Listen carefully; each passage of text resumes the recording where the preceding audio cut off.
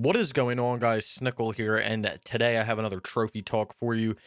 It's going to be a trophy talk for the week of February 28th, 2021, and it hasn't really been a successful week when it comes to kind of completing games or getting through games, but I have been making a lot of progress in one game in particular, so I guess that's good. Now that I kind of know everything that I'm doing in the game and what I have to do, I don't have too much more to do, but moving forward, I do want to play a lot more games, and I want to try to get a lot more things done. This game has it's just had all of my time, and I really don't like it. Before we get into the video, I do want to do a little bit of a plug. If you guys are interested in any sort of workout or energy supplements, energy drinks, anything like that, go ahead and check out Rep Sports down in the description below. There's a link to that. And whatever you buy on the site, if you use coupon code Snickel at checkout, you can get 15% off. I personally drink the Raise Energy line, which is essentially just an energy drink that has zero sugar in it, so it's a lot better for you. It also has some other things to help with like recovery. So if you work out and stuff, it's very useful. They also have other workout supplements like pre and post workout and a lot of other things. So if you want to go check any of that stuff out, there's a link for Rep Sports down in the description below. Again, use coupon code Snickel at checkout to get yourself 15% off. But anyway, let's get back to the video. So the only thing that I've been playing this week, and it's been taking a lot of my time, well, I really haven't really been gaming that much, but the game is Marvel's Avengers, and it's been quite a run. And last trophy talk, I really wasn't, I think I had a little bit of an understanding of what I needed to do to play the game, but I don't think I really understood everything about it. And over the last week, I've really been putting a lot of time into it and trying to work through it. And I will be making a how to platinum on this game because I do think that it will be useful for people upcoming. The only thing that kind of sucks about making how to platinum for games that are games as a service is that maybe 6 months from now, some methods that are discussed in the video may not be feasible anymore. So that's a little bit annoying. But anyway, I completed the whole story last week, and essentially what you have to do after you complete the story is you can start to level up your characters. You can do this by doing missions, by doing all these other things, but the main thing that you want to do is every single day that sorry, let me take a step back. The main thing that you want to do in this game is sign on every single day after 12 p.m. Eastern time and collect all of the assignments to do. You want to collect the missions that you can do, essentially to earn reputation towards the factions. There's also a trophy related to completing 10 and 100 assignments. So you are going to have to complete a lot of assignments. You can complete, I think, 20 assignments a day. So it's going to take you a minimum of 5 days to get the assignments done. But going for the faction things is going to take you even longer. You also need to sign on every day because when you complete the missions or if you complete the assignments, you actually will earn a material called Polycorn, which you will need to upgrade your major artifact.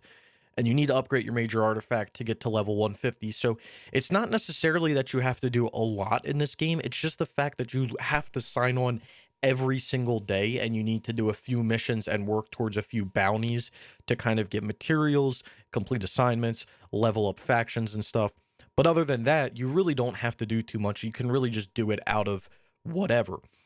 Now, you do still have to play a decent amount, do not get me wrong, because you are going to have to earn 250 hero levels across the entire hero roster. So that isn't your power level, that's your actual level tied to your characters, which goes up to level 50.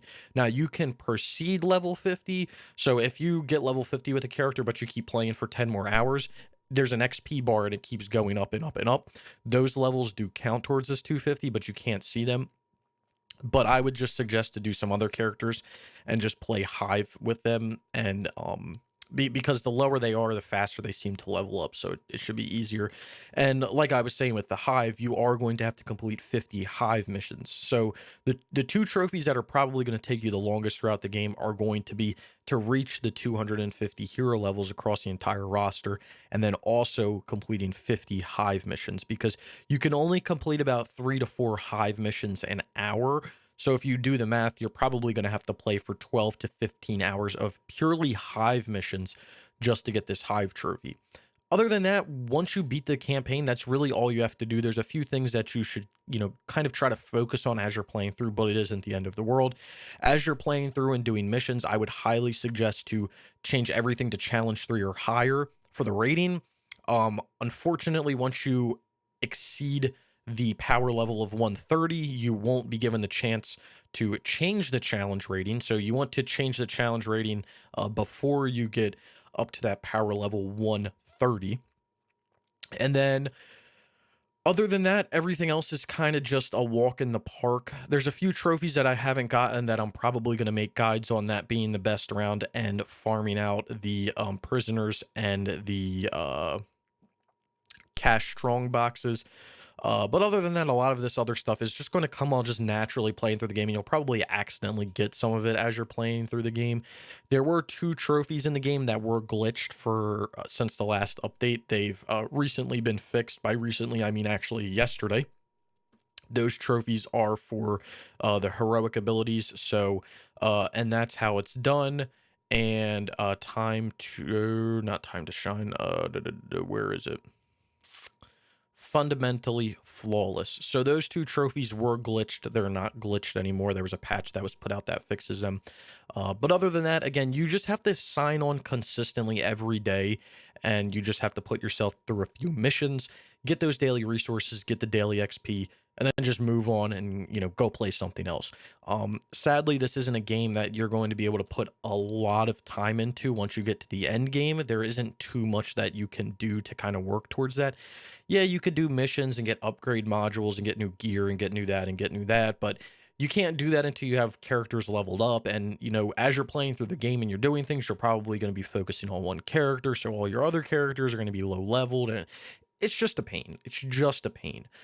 But you essentially just need to log on for an hour or 2 a day and play, which is working good for me right now because I do have a lot of work that I'm doing at work. So it's actually good that I don't have to dedicate too much time to this game. I can if I want to, and I'm going to have to do the hive missions. But as I was playing over the past week, I was just signing on every single day to get my faction XP, to get my polycorn so I can upgrade my major artifact, to get to level 150, to do my villain sectors, to do my assignments. I was just getting on and doing all of that stuff that you would need to do every single day.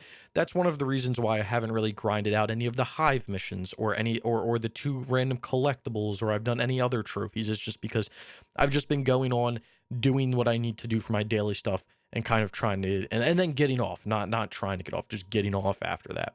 So that is what it is, and that's really what I've been playing. I don't anticipate too much more playtime. I've probably done about a fifth of the hive missions, so about 10, so 40 more, and I should be done. So we're probably looking around 10-ish hours, 10 to 12 hours to get that done. I am doing that with Brian. I may do some of them on my own, but for the most part, I'm going to probably be doing those with Brian.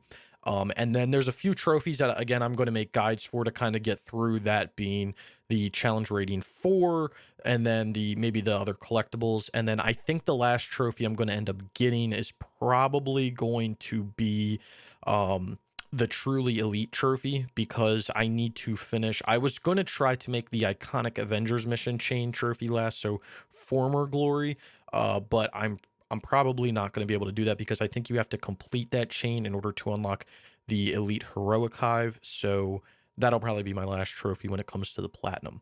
But hopefully I'll be able to get most of this stuff done by the weekend when it comes to grinding. So I'm not really sure how much more time I'll be dedicating to the game, but that's kind of the goal as we get there. So upcoming, what do I plan on playing in the upcoming week or weeks after Marvel's Avengers is done? We're going to go back to the rotation of Hitman and Star Wars. So the next game that I'll be playing is going to be the Hitman reboot on the PlayStation 4. Then we'll be going to Star Wars, probably Jedi Fallen Order, and then and then after those 2, I am going to be doing another games as a service game. It's kind of still a secret, I think. I'm not sure. I am also going to plan to get done some multiplayer. So I do again want to focus on some PS3 multiplayer. I plan on doing things like Enemy Front and Dark Awake, which I'm just patiently waiting on Waves to get freed up because he has a lot going on with school right now. So once that's done, I'll be able to kind of finish up a few games, and then I am going to start self boosting some other games, and I am going to try to put more actual content out every week of a multiplayer trophy guide and how to platinum. That is going to be my goal. So that's what we're looking at when it comes to games that I've been playing, games that I plan on playing. Another thing is, since I kind of go away on the weekends, thus why I don't stream on Friday and Saturdays usually. By the way, if you don't follow me on Twitch, there's a link for that down in the description below. I stream basically every game I play, and I stream when I get the platinums or 100%. So if you want to go follow me, I go. I don't really have a schedule, but again, there's a link for that down in the description below. I try to stream 1 or 2 times a week, definitely. I try to stream every Sunday night, and then I try to throw another day or two in during the week if I can. Usually Thursday and possibly Monday. But yeah. Anyway, that's kind of the that's kind of that if you're interested in seeing me play some of these games live. So that's what I've played. That's what I plan on playing. Not too much. Again, I do want to try to focus on, even though it's not showing here, I do want to try to focus on some PS3 multiplayer games and try to get stuff done, because I do have a few games on the PS3 that I would really like to work towards, but it's just going to take a little bit of time. And I think my main problem, it's not really a problem because it's what I've been trying to train my brain to do for the past few years. The main thing that I'm working on is that I have so many, I'm trying to focus all my time onto one game. So if I'm playing Marvel's Avengers, I just want to play that until I get it done. I don't want to put it down and start to boost something else and then pick Marvel Avengers up into, you know what I mean? I just want to push through, get Marvel's Avengers done, and call it a day. It's not that I'm not, I weirdly am enjoying the game. I'm not sick of it just yet. Do I want it to be over? I mean, sure, but I'm not sick of it. You know what I mean? There's a lot of people that would say like, "Oh, this is crap. I don't know how you can play this. This looks like blah, blah, blah." It's really not that bad, and I am, sickeningly enough. I think that's proper. I am kind of enjoying it. So it's just a process. We'll get it done. And then, like I said, hopefully some of these PS3 multiplayer games will come out. I need to pull out the other PS3, the old trusty PS3, and start to self boost some games. So let's get into the second part of this trophy talk, which is going to be the topic discussions. If there's any topics that you guys want me to discuss in upcoming trophy talks, please leave those in the comments below, and I will cover them in the next week's video. So, up first, we have Brandon Duncan, which this kind of ties in with the game that I've recently been playing, and he says, "You don't play much comic book hero games. Have any favorite superhero games?" So, it's kind of hard for me because personally, I don't watch a lot of superhero movies. I'm not really invested into that kind of universe. So it's kind of hard for me to give an opinion when I'm not, super invested into it. I do enjoy the games. I do enjoy superhero games or games that give you some sort of superpowers, kind of like games like Infamous. I look at Infamous kind of like a superhero game. But if we're talking a comic book hero, I'm not really sure. I mean, from what I've played so far on my account, I would have to say that my favorite game that I've probably played on my account superhero wise has to be X-Men Origins Wolverine.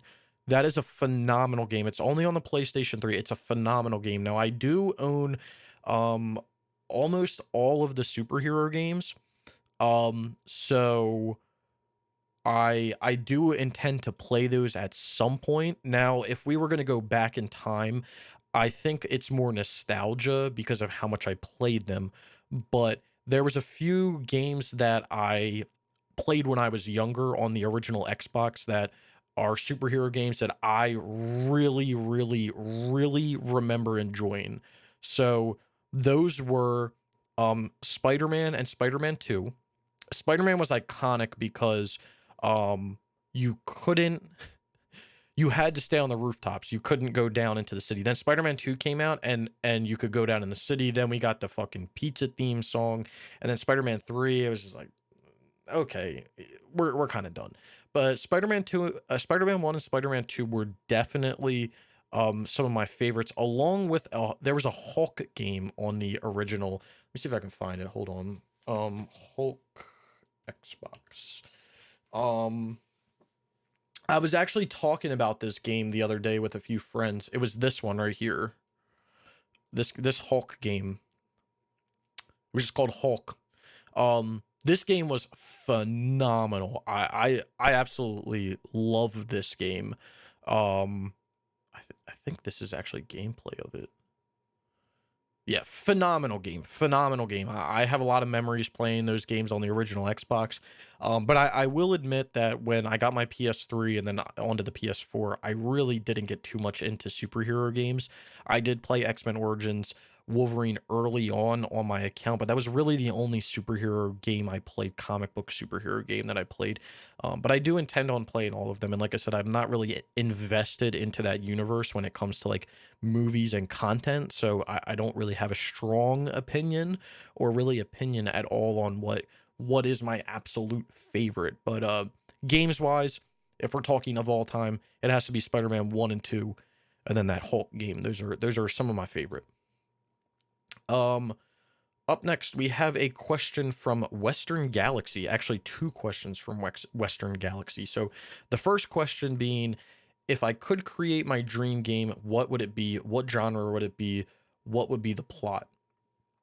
So, this is kind of a loaded question, which I appreciate. It's a loaded question. So, what would my dream game be? So, this is kind of hard for me because I don't think I would actually have a defined dream game. I think that I would have to have a game in each genre because I do enjoy a lot of genres of games. Like I think that I could make I think that I could have a concept for a pretty good racing game, um, which would be strictly racing. That would probably focus kind of around how Need for Speed Most Wanted was, the original Need for Speed Most Wanted was, with kind of like a list of people that you would have to race against. But I would have to think of a way of being.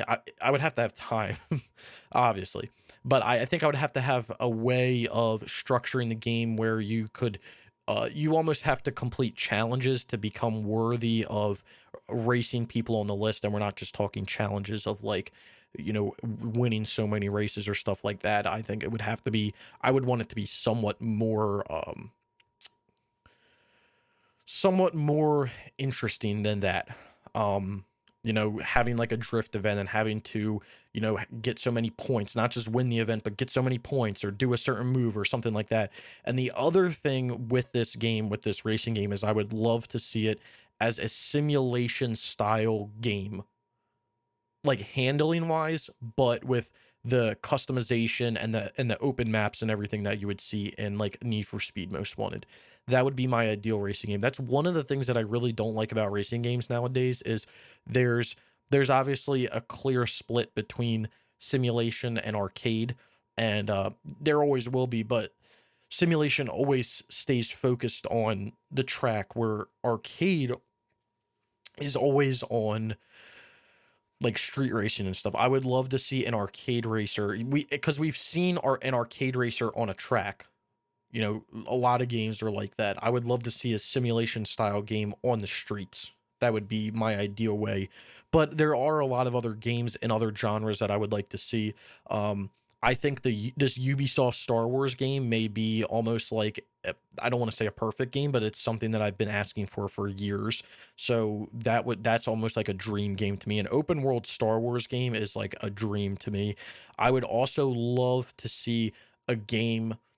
I know that there's a few already out there, but I personally would love to see a game focused around Game of Thrones, that kind of lore, not necessarily what was shown in the show or what's going to be coming up in the new new Game of Thrones show, but something just in that time period, being able to create a character or something, or just being able to live during what's going on. I think that that would be cool.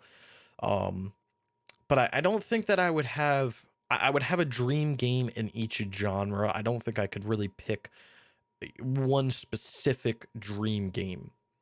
Um, but your second part says, what genre would it be? I would have to say that if you're limiting me to just one game, that's all I can do. One game. I just have one dream game. That's all. It would have to be the racing game because, to be fair, there's just been nothing like it. To have a game, and you can say, "Oh, but there's Forza Horizon." No, the thing is, Forza Horizon throws the realistic handling out the window. I want a game that handles like Gran Turismo, but has the street racing of a game like Need for Speed Most Wanted. And I want it to have all types of diversity, and I want it to have all and honestly, it could be a combination of like Most Wanted and Carbon because I love like the canyon stuff and Carbon. I would love to see something like that, and if there was a way to kind of the other thing I would like to see, since we're doing an open world racing game, is just having it, you know, I don't know. It would be cool to be able to incorporate the ability to get out of your car. What you would do with that, I'm not sure, but um, maybe incorporate like almost like an early Fast and Furious like esque vibe to it as well. I think would be a way to go. But if I was doing a racing game, I would have to do it as a simulation style racing game. I think the most arcadey that I would go from a handling perspective would be like Driver San Francisco, which actually I would probably lean more towards Driver San Francisco than a simulation style, but I would want something around there.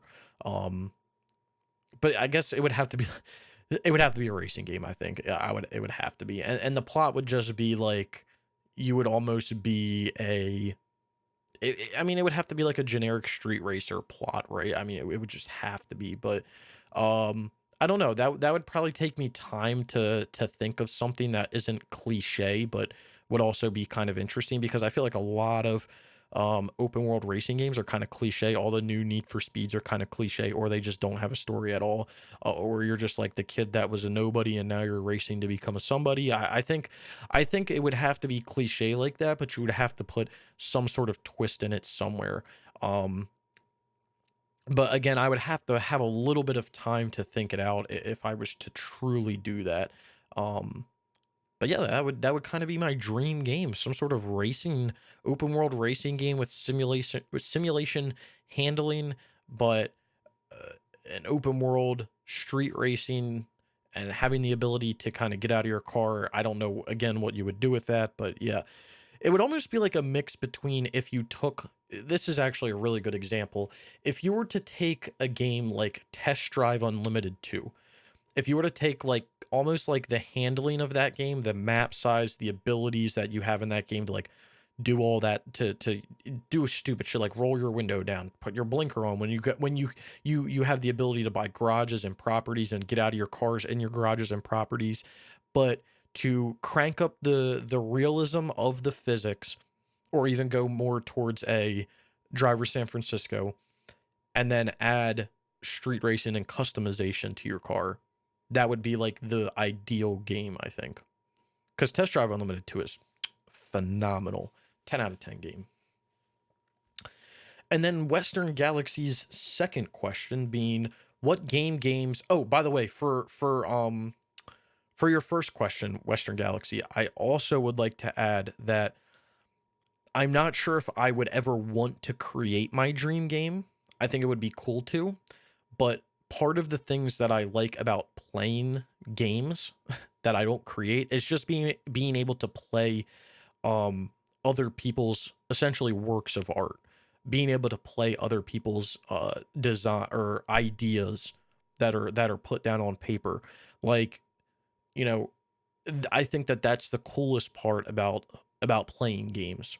Um like some people wouldn't even think of some of the stuff like games like Infamous or like Gravity Rush or just anything Bloodborne, any of the Souls games, like to be able to play people's ideas, I think is like the coolest thing. That's why I love playing all types of games. Um but yeah, Then Western Galaxy's second question. What games do you think had a lot of potential but wasted it all and failed miserably? Well, I'm not sure I necessarily have an example of this off the top of my head, but I have to say a majority of sequels fit into this category. Now, I say a majority, not all a majority, but if you look at a majority of sequels of games that come out, they fit in this category. Now, Assassin's Creed to Assassin's Creed 2, not true at all. But same with like, Arkham Asylum to Arkham City, not true. But that's what I'm saying. There's a few outliers, but there's definitely games where like the sequel comes out and you're just like, oh Lord, oh no. Like I know Dark Souls to Dark Souls 2, people would prefer Dark Souls 1 over Dark Souls 2. Same thing with like Dead Space to Dead Space 2. I think, more people prefer the original Dead Space than Dead Space 2. Definitely I've heard this about Destiny to Destiny 2. Way more people prefer Destiny 1 over Destiny 2. But I just think a lot of sequels fall in this category, and it's not really the developer's fault. When you create a game that has so much hype behind it, and then you're now expected to carry that through to another game and create the same hype, I think it can be hard because sometimes it's just the luck of the draw that the first time you do it, you are, killing it. So, um, yeah, I just don't know what games kind of, specifically, if I had to look at games that, you know what, let's do this. Let's look at games that I've platinumed, and I can tell you of the games that I've platinumed, um, what lived up to, if they had a lot of potential, if they lived up to them. So we'll search by um alphabetical.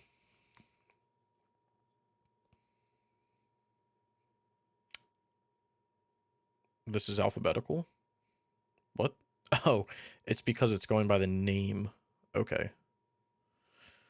I was about to say that's alphabetical. Okay. Um okay, well, let's just go by we'll go by date then. I'll go back to the beginning.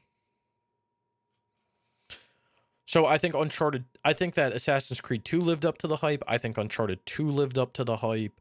Um I'm supposed to be looking in for games that lived up. So Brotherhood lived up to the hype. These all lived up to the hype, hype. To be fair, Uncharted 1 was kind of like, I'm going to be completely honest with you. I don't know how the fuck Uncharted got a sequel after Uncharted 1, but I'll just leave it at that. Lived up to the hype. Saints Row the Third, I would say, lived up to the hype. Skate 3 definitely did. I'm gonna just say ones that didn't live, to me personally, didn't live up to the hype. Sure. I would even say Most Wanted lived up to the hype. I thought that was a fun game when it came out. Um, Saw 2 lived up to the hype. That's for damn sure. I don't know, man. Maybe this was a bad choice because I feel like all these games lived up to their hype.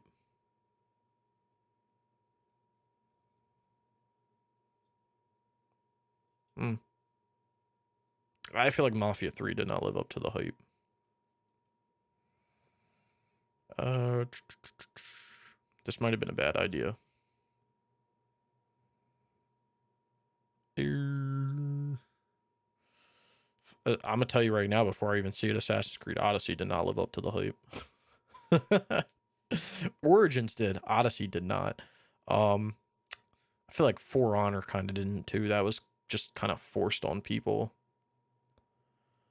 Um, how the hell White Noise 2 got a how White Noise got a sequel to White Noise 2 will, blow my mind, but whatever. I feel like Evolve did not live up to the hype. Evolve could have been a game. It really could have. But yeah, they fucked up. Um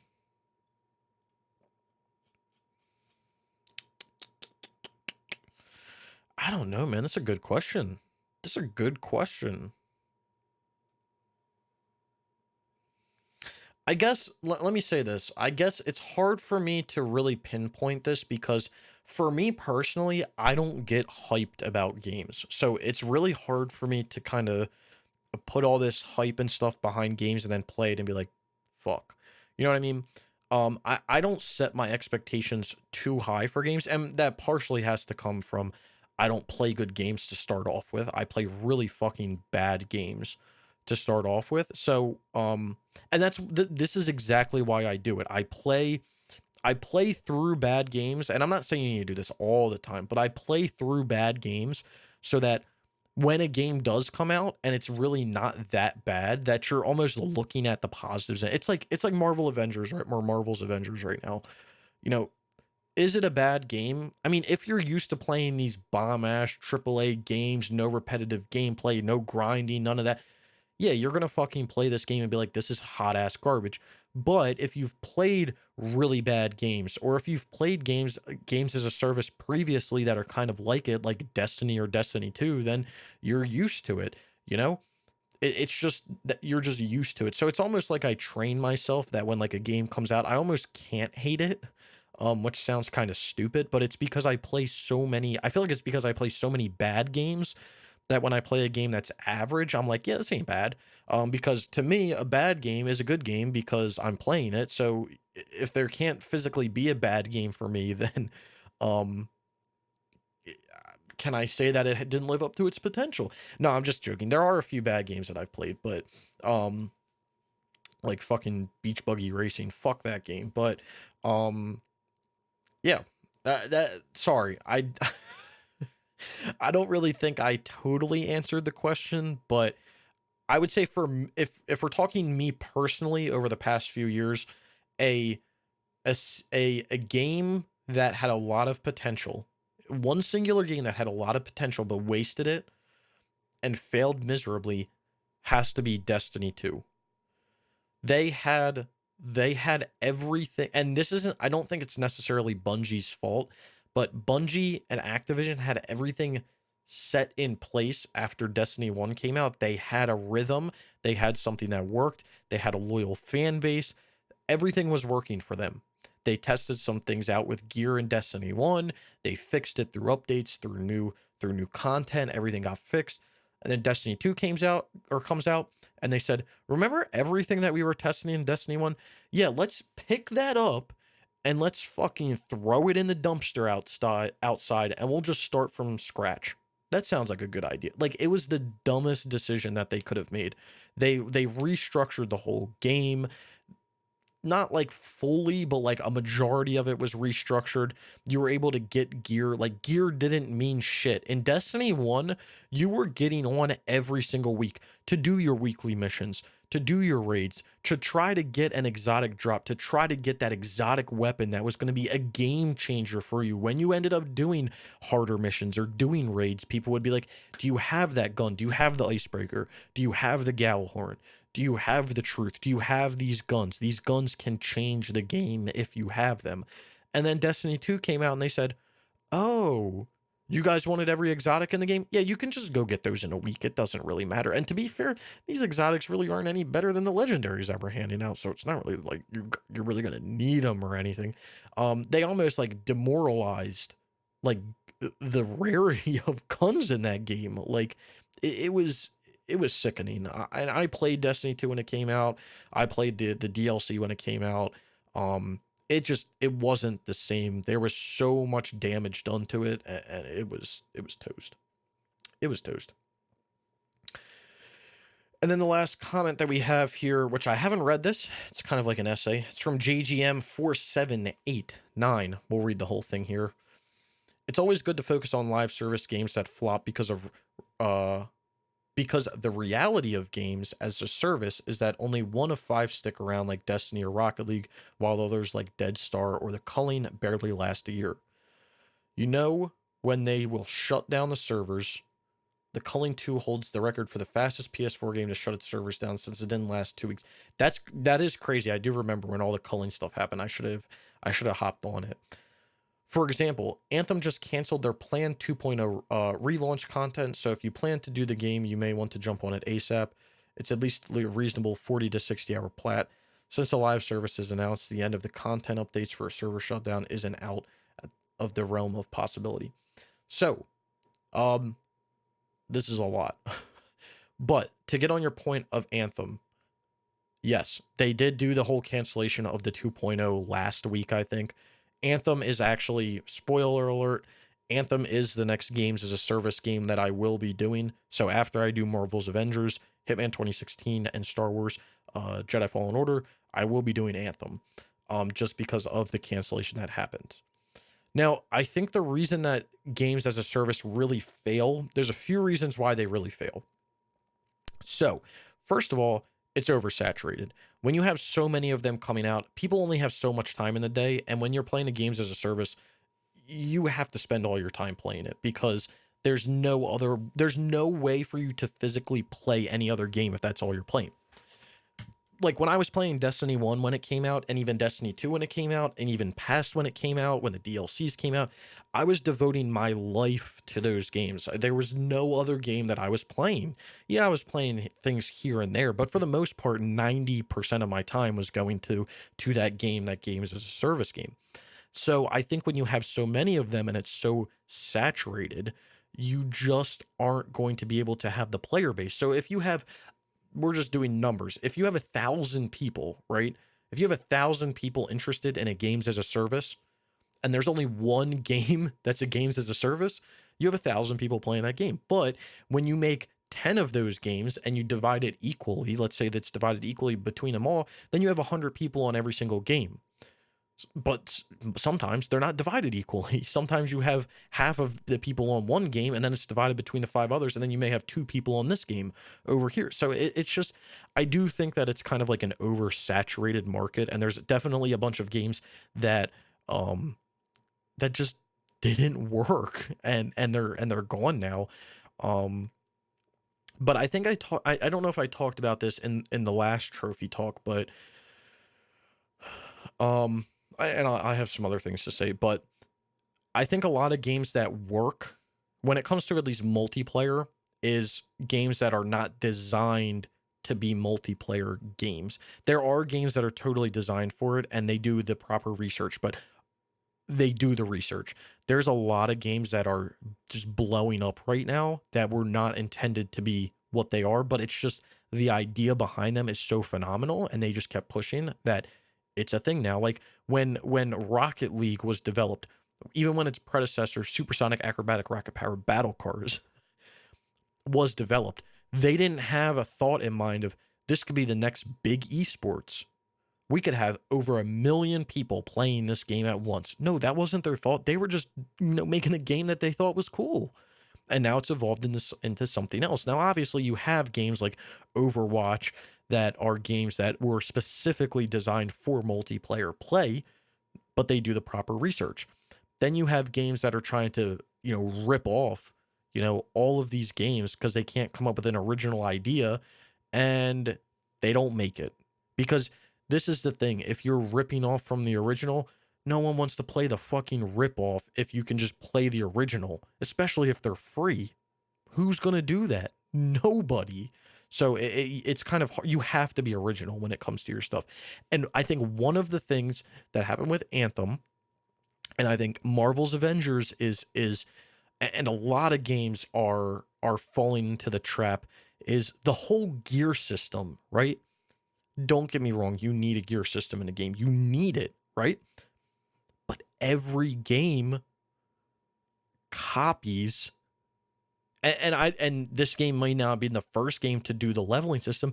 They all copy Destiny.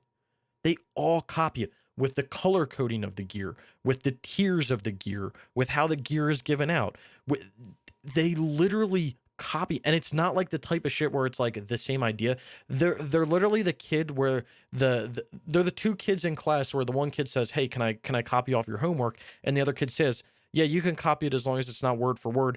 And they say, "Okay," and they literally copy it word for word. And then they change like the answer at the end or something to make it look like they miscalculated. Like they're just so blatantly ripping off each other. And I think that's what happened with that's what happens with a lot of these multiplayer games as a service games is they're all the same. They're all the same at the end of the day, man. Like that's the sad truth behind it. They're all the same. They're all structured the same way. It's just what you want to put your time into to kind of get it done. And if you don't have original ideas, you're not going to be a good game. If Marvel's Avengers didn't have Marvel or the Avengers, it would be a shit game. If it didn't have these big names to back it up, it would be a fucking garbage ass game. If Anthem didn't have BioWare's name behind it, no one would have bought it.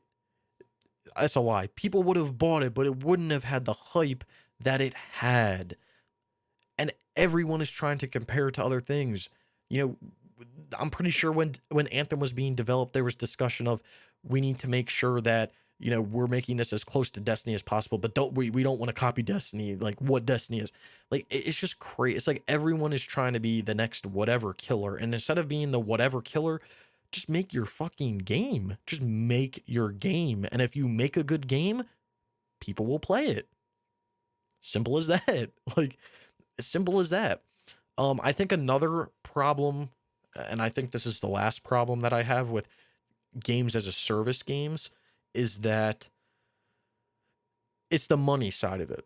It's not the money side to buy the whatever you want to buy. It's the money side of like Marvel's Avengers, where like you have to spend money to buy the game, which never goes on sale.